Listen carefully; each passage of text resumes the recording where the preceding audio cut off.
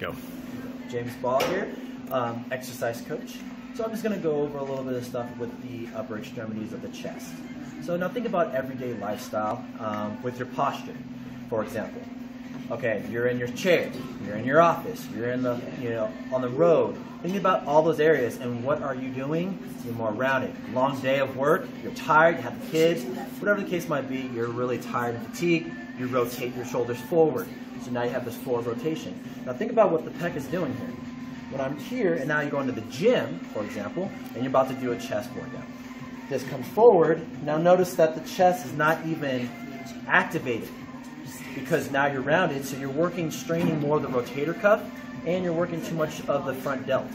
So working on that posture here, notice now my chest is being activated.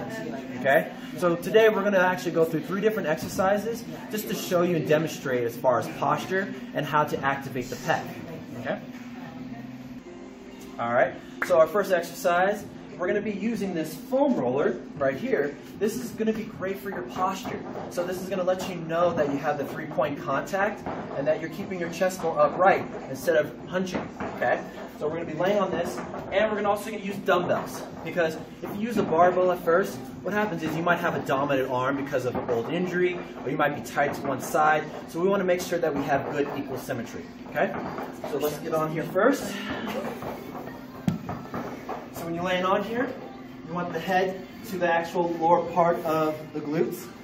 And notice that I'm going to have full range of motion.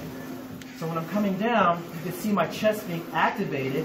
Not only that, I got full range of motion on the foam roller. And you don't see me rounding my shoulders because now I have good posture. And this is great for activation of the core as well.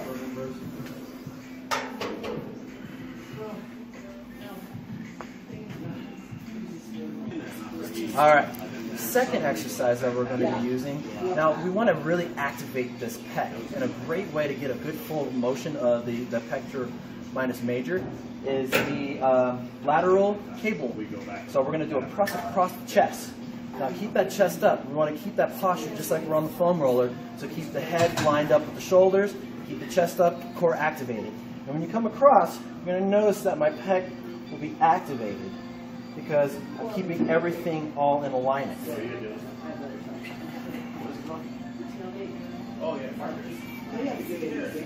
Alright, exercise number 3, everybody's favorite, the bench press.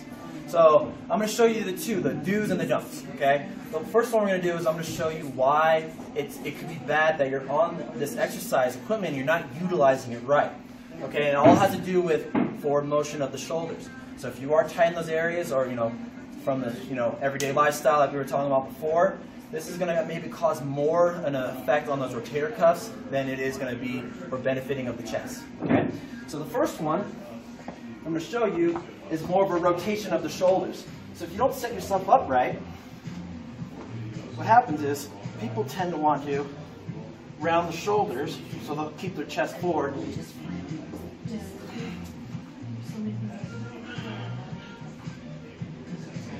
And they start to hike their hips, hike the shoulders, and they get more developed in the anterior delts than they are in the pec.